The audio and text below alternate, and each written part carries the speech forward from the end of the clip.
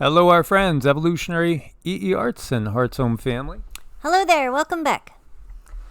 As always, guys, please do subscribe. All three channels have that little bell clicked, and we want to thank you for your support over on Patreon and also over on Ko-Fi, where you could do a one-time donation to support the channel, or monthly and just change the number of coffees, as I'm still sucking on morning coffee. Oh my gosh. Yeah, it's been one of those days, but we went for a nice walk, and we got some time with nature in, and the dogs are quiet because we did that.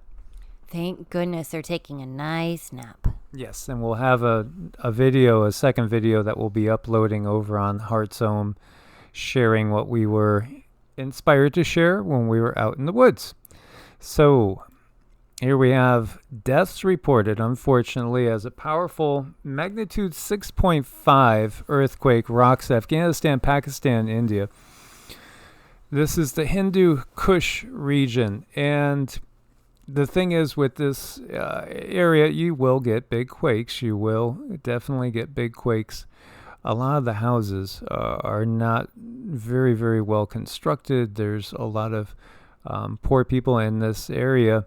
And unfortunately, there are lives lost. You had a 13-year-old girl that lost her life when a wall in her home collapsed on her. 34 people were injured in the northern Pakistani district of Swat. Police officer told Reuters, it's still early as far as discovering the damage. What's interesting is that there's a couple of sources that are calling this 7.7, and it's got me perplexed, honestly. I was saying, well, is there two? Are they talking about two different quakes? Was it a pre-quake? Again, curious. 7.7 and a 7.7, they're calling it over here, and they're using the Richter scale. And when we have over here the 6.5, as you can see, and the MSC is calling it a 6.5 as well. That's a big difference. So I'm not really sure why that was reported differently. Again, I'll refresh this, and we could zoom in because I only see one quake. I know I had seen Dutch was talking about this. That's a big difference. 7.7 and 6.5 is just an enormous difference. As you see, this gentleman didn't lose his cool at all. He's just going along, even though he's bouncing, rocking, and rolling. All the TV monitors are shaking like crazy. This is Pakistan local TV newscaster doing his best. He's kind of getting moving. Now we can't see his face anymore. There he goes. I know, that's pretty good work there when you're able to sit there and talk through everything. I know sometimes people kind of enjoy a little bit of rattling and shaking. It doesn't bother them too much. He must be one of them. As we see cracks appear in multiple buildings, this is in Islamabad after this quake hit. Here we see people rushing from their homes in northern India. Now here they're calling it a 6.8. It was felt in China, India, Pakistan, Kazakhstan, Uzbekistan, as well. It feels like there's a little technology involved. Whoa, Kitty's doing best to hang on, but it looks like Kitty's getting nauseous. Oh no, poor kitty. Meow, blurp. And we have earthquake lights being seen here. I wonder if there's any harps playing in the background there. There's definitely something going on. You said something curious. You said, does this feel like harp? Does this feel like CERN? And my inner spidey senses really, really went off when you said CERN. So there feels like there's definitely something that's not natural going on here. Now you could see this area. Of course, we had the big quake in Turkey that also affects Syria, almost directly west, just about exactly west of this area. As you can see, the plate boundary lines. Wonder. One thing I'll say about Pakistan is, that they have been in the news, politically again, and they've expressed sending military support, surprisingly, maybe to some, a little surprising to many, to Ukraine, and that hasn't really gone over well. This is again an area where, and this is centered in Afghanistan, but again, when we go back in history, you could see this was really all one territory, and then of course the map's always changing. But when we talk about, like, say, India at the time of the Mahabharata and the Ramayana, really this was all kind of one civilization. And, it's been split up, Pakistan and India, because of religious differences. And Pakistan is predominantly Muslim and India is predominantly Hindu. And then we know of the POPPY crop that's up there in Afghanistan. Afghanistan's been just suffering from like 50 years of nonstop warfare. It really even goes back farther than that. It's enough to make one nauseous. Yes. So yeah, there definitely could be some technology involved there. And there's rains going on still over in California, from drought to deluge.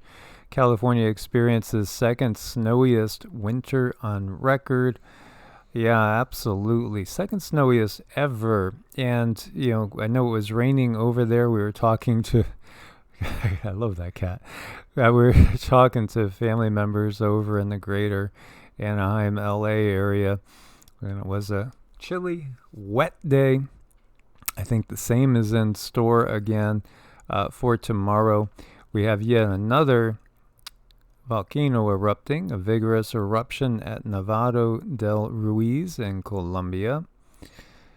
There's a lot of volcanic activity that has just been building up.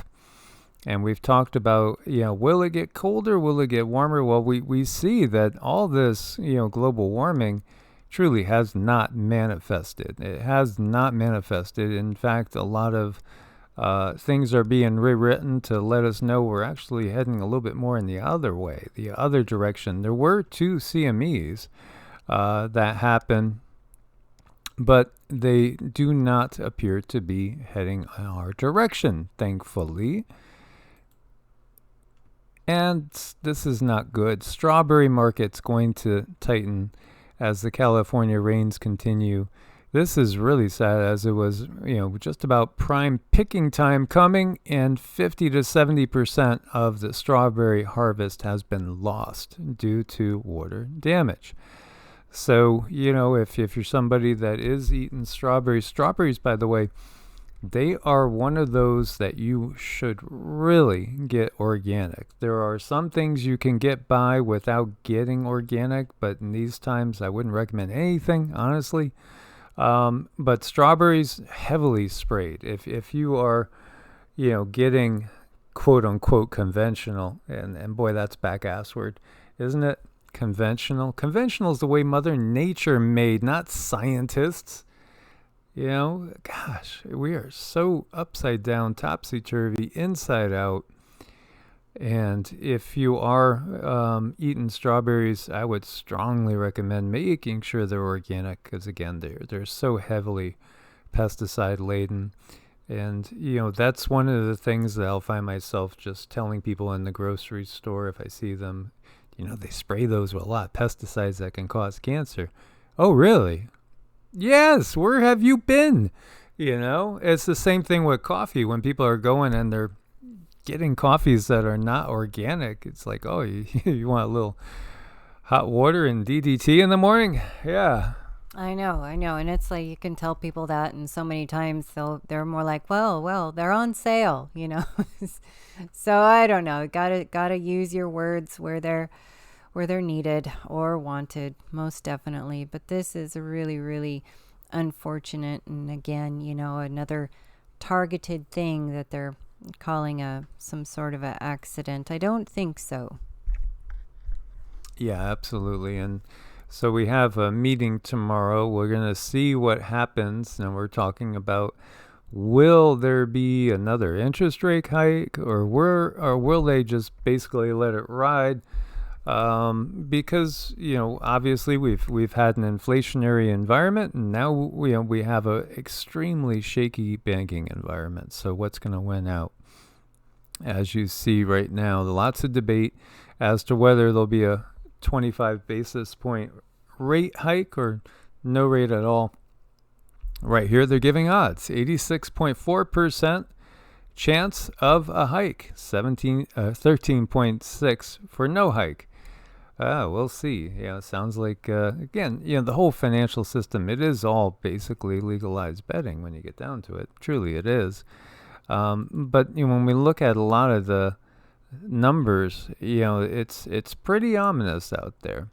By the way, the U.S. has been setting all sorts of records for the cold and the crops. And what we just saw, in Texarkana area, as well as the rest of the South, look at these little blue dots popping up everywhere and those green dots.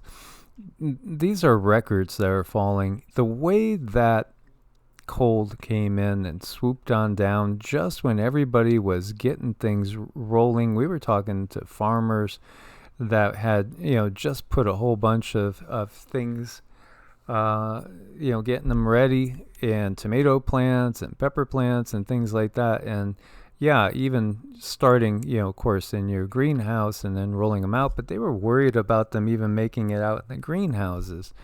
And, think about the timing. And now we're going to like 82 in a couple days, 85.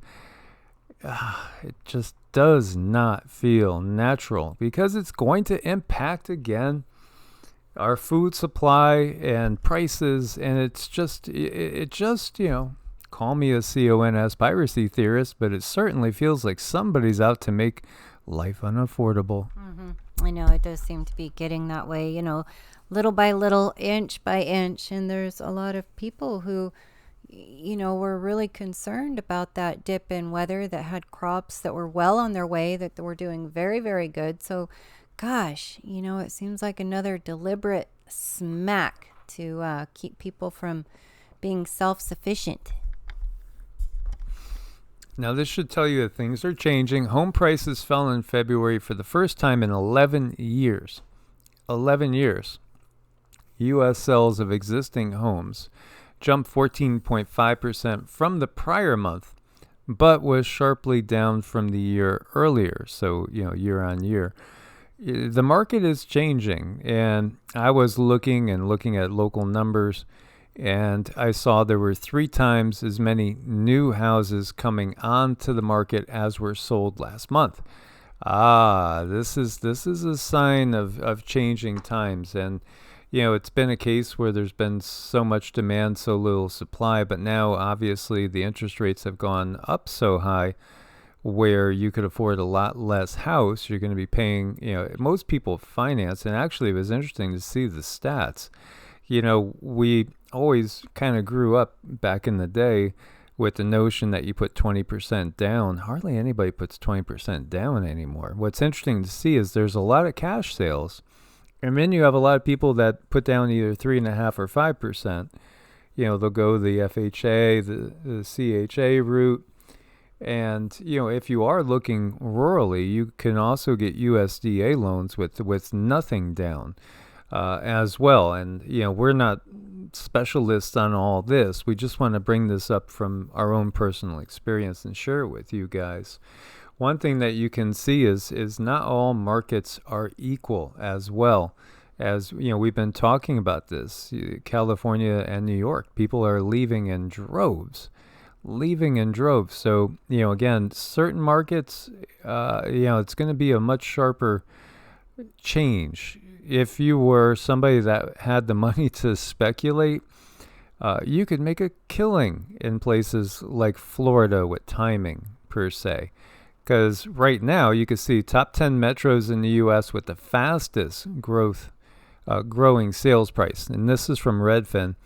Tallahassee, Florida, number 1, 30.3%. Wow, that's really huge. Myrtle Beach, South Carolina, Fayetteville, North Carolina, They're 2 and 3 respectively. Lehigh Acres, Florida, number 4. Wichita, Kansas. Really? That's curious. That's a little surprising. What people flocking to Wichita, Kansas? Well, hey, maybe a lot of people realize, hey, we need to be able to grow our own food. Kansas is a really good, growing spot. Lots of farmers out there. Naples, Florida. And then we go into Lexington, Kentucky, and Lexington, Fayette, Kentucky. Now, those surprised me. And again, Kentucky, though, is a very, very affordable area. You could get a lot of land. Again, Theoria Apophysis, Ken, he bought his place. I forget exactly how much land he has. I forget, but I thought he said he got his cabin in 5 acres, or it might have been 10, for around $50,000 to $60,000. That type of thing could be had in certain areas. Kentucky is one of those. Sarasota, Florida. Yeah, they've always been kind of in this list. And St. Petersburg, Florida. So you see a lot of Florida. But also what happens is when it crashes, since so many people have second homes traditionally in Florida, it tends to crash even more. So again, when after the crash comes, then people will swoop in, buy up places, and then ride another wave. This is what the wealthy can do on a regular basis that most people cannot do. So it's just interesting to watch all this. Auto loan denials hit 6-year high.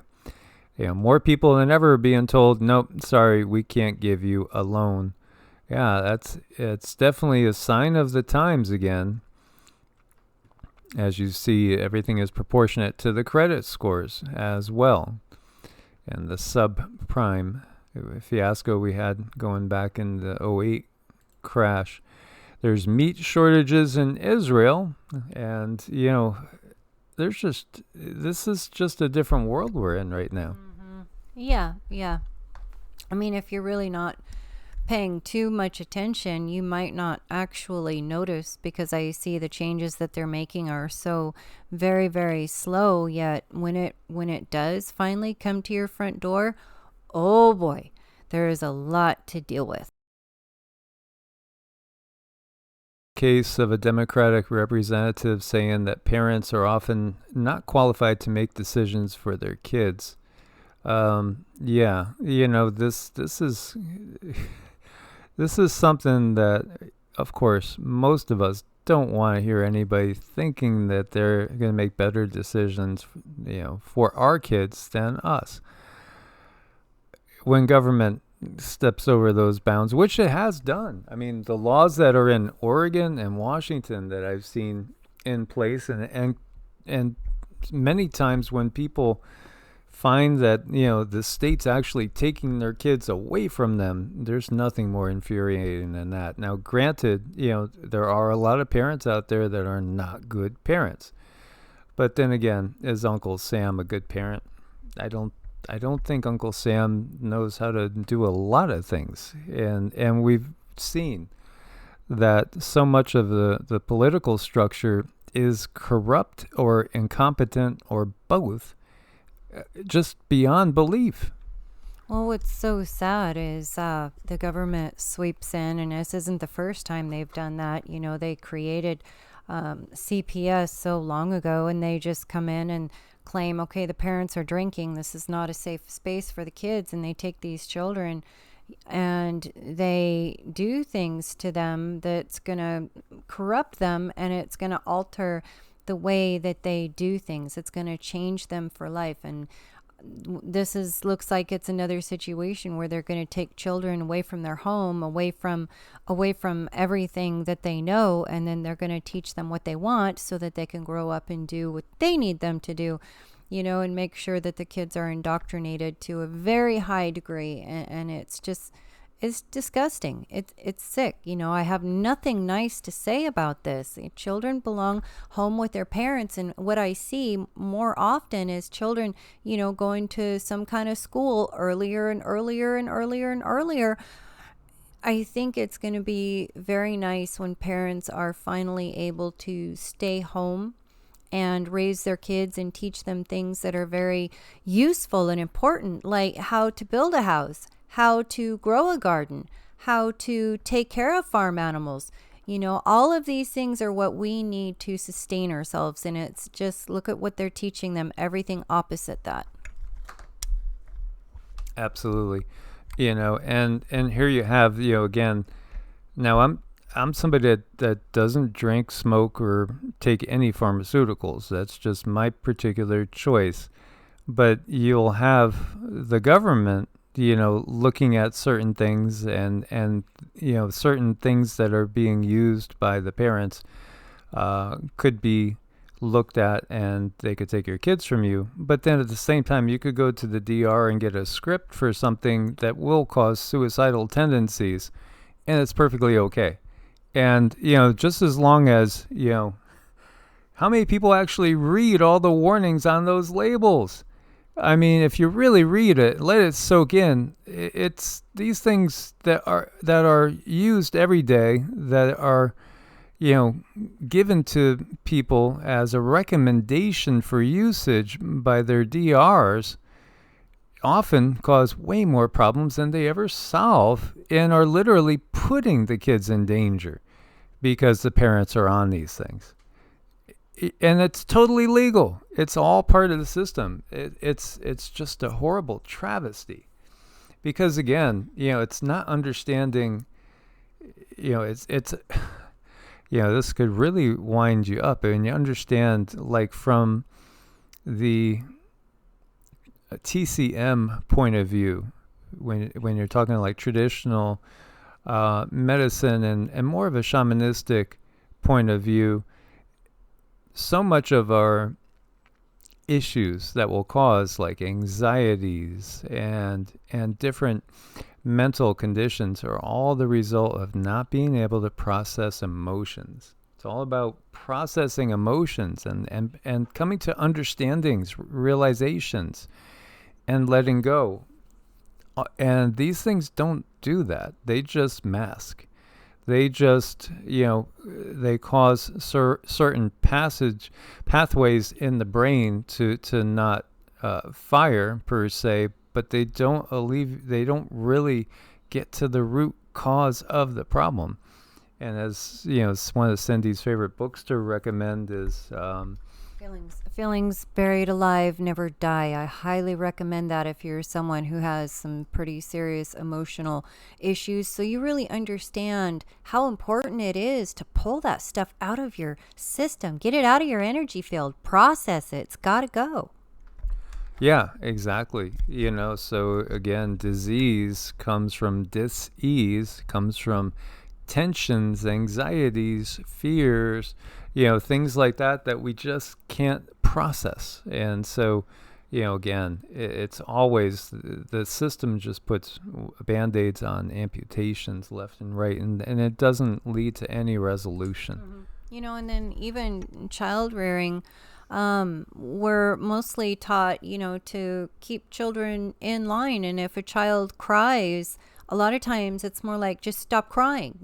They don't teach us to take the time to help the child sit and identify the emotion and talk through it. And I don't think that's a bad thing at all. We should be teaching our children how to identify their emotions and cope, because it's lack of any kind of coping mechanism in it. You're just wanting to put one band-aid over another, and as that energy just backs up into your field, it's creating more and more trauma.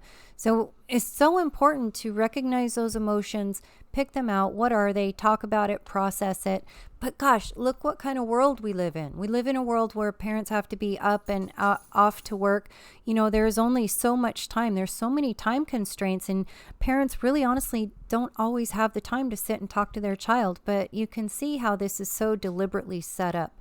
The world we live in is so deliberate, and it's not conducive to our evolutionary period that we're in right now. And here we have Putin to Xi. We support Chinese yuan use with Asia, Africa, Latin America. Yeah, obviously the power switch is so well underway right now. As you see, Russia-China ties enter new era as Xi meets Putin in Moscow. They signed an agreement together. It has no limit to their partnership plan. So what does that mean? That means, they got each other's back in every way, shape, and form, economically and militarily. Yeah, and this comes after that arrest warrant, international arrest warrant for Putin. So again, we see the Great Divide. It's the division that you saw previously in the other two WWs that's happening right now. And space station discarded some trash, and it rained fire in California's sky. Whoa. Yeah, no kidding.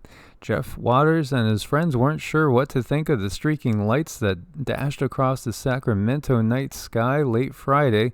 About 7 meteor-like blazes appeared to dart by around 9:30 p.m., diverting attention from the St. Paddy's Day revelry, as evidenced by a video that Waters took. It looked crazy, he said. We thought maybe it was some sort of Starlink or SpaceX thing. See, that's what we think all the time now. See something in the sky, you think, oh, it must be Elon, must be SpaceX, Starlink, yeah. But this was flaming orbital debris, they say, oh, that's the key part, re-entering Earth's atmosphere above Northern California after years spent orbiting the Earth since being discarded from the International Space Station in 2020. Yeah, okay, what do you feel? I don't know. I remember a couple of weeks ago I was seeing something coming from the sky that didn't look very normal. In fact, it kind of had this feeling that it was some sort of space debris, but this definitely looks like something of definitely like a galactic sort. And there is a war going on above our heads that we cannot see, but in certain times we can see it. But then we're not told what it truly is. Yeah, there's always the true damage control, as far as letting humans know only so much. Sonic boom reported after meteor explodes over Western Canada. Oh, it wasn't a meteor, though. See, this is exactly what we're talking about. 9 reports from people in Alberta and Saskatchewan.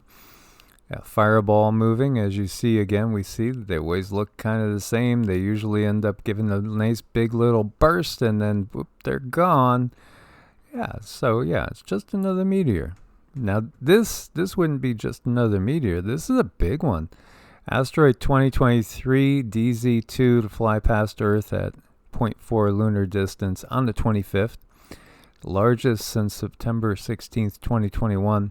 This one is 141 to 311 feet across. So this would be one that if it was to come in and impact could probably do some serious damage. The 17th known asteroid to fly past Earth within 1 lunar distance since the start of the year, and the 5th one this month. And again, remember, they've told us now that basically the moon is in our atmosphere, so that means this is in our atmosphere. And look at this guy. Now, hey, there's an actual friendly reptilian that knows how to share. Oh my goodness. I know, isn't he so cute? He's enjoying this. This is super fun, super cute. Nice stretch. Yes, I think this is some sort of a alligator yoga. Yeah, right. Well, again, it's nice to see reptilians being able to get along and not devour their neighbor. Yeah, I guess the politicians can learn from this one anyway. Most definitely. As always, guys, God bless and namaste. Namaste.